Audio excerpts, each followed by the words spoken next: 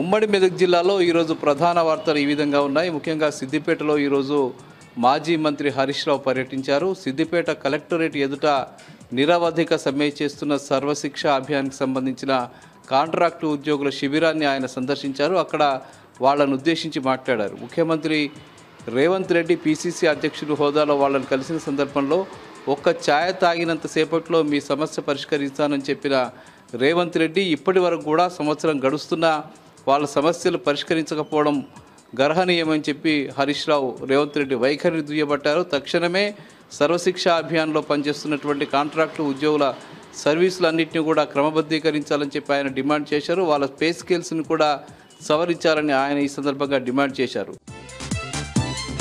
ఇక సిద్దిపేటలో ఆయన ఏర్పాటు చేసిన మీడియా సమావేశంలో పాల్గొన్నారు. ముఖ్యంగా ఆయన ఈ సందర్భంగా ఆర్బీఐ విడుదల చేసినటువంటి ఆర్థిక నివేదికని బయటపెట్టాడు. 2023-2024కు సంబంధించిన ఆర్థిక నివేదికలో తెలంగాణ రాష్ట్ర అభివృద్ధి ఎట్లా సాగిందో చాలా స్పష్టంగా చెప్పిందని, కేవలం 3 లక్షల పైచిలకు ఉన్న అప్పుల్ని కాంగ్రెస్ పార్టీ ఉద్దేశపూర్వకంగా 7 లక్షల పైచిలకు అప్పులు చేశారని చెప్పి దుష్ప్రచారం చేసి తెలంగాణ రాష్ట్రంలో దివాలా తీయించినటువంటి పరిస్థితి కాంగ్రెస్ పార్టీ నాయకులు చేశారని, ఇప్పటికైనా బుద్ధి తెచ్చుకుని కాంగ్రెస్ పార్టీ నాయకులు తెలంగాణ రాష్ట్రాన్ని బదనాం చేయడం మానుకోవాలని చెప్పి ఆయన ఈ సందర్భంగా చెప్పారు. ఇక సంగారెడ్డి జిల్లా కేంద్రంలో ఈరోజు సంగారెడ్డి జిల్లా కేంద్రం సమీపంలోని కంది జైల్లో ఉన్నటువంటి లగచర్ల బాధితుడు వీర్యానాయక్ని హాస్పిటల్కు తీసుకొచ్చి చెక్ చేయించారు. నిన్న సాయంత్రం నుంచి ఆయనకు గుండెపోటు వస్తున్న విషయాన్ని తెలుసుకున్నటువంటి అధికారులు అక్కడికి తీసుకువెళ్లారు. నిన్న సాయంత్రమే వీర్యానాయక్కు గుండెలో నొప్పి ప్రారంభమైంది. అధికారులు అంతగా పట్టించుకోక ఆలస్యం చేయడం వల్ల కొంత ఇబ్బంది ఎదురైంది.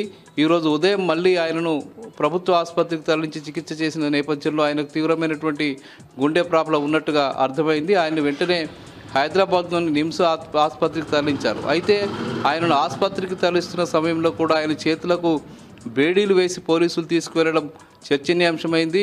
పలువురు ఈ ఘటనని దుయ్యబట్టినటువంటి పరిస్థితి నెలకొన్నది. ఇక జహీరాబాద్లోని చిరాగ్పల్లి పోలీస్ స్టేషన్ పరిధిలో ఈరోజు పోలీసులు పేకాట రాయులను 5గురిని అరెస్ట్ చేశారు. వారి వద్ద నుంచి 1,42,000 రూపాయల నగదుని స్వాధీనం చేసుకున్నారు. వారి వద్ద 10 సెల్ ఫోన్లను కూడా స్వాధీనం చేసుకున్నారు. ఇవి ప్రధానంగా ఈరోజు ఉమ్మడి మెదక్ జిల్లాలో ఉన్న వార్తలు.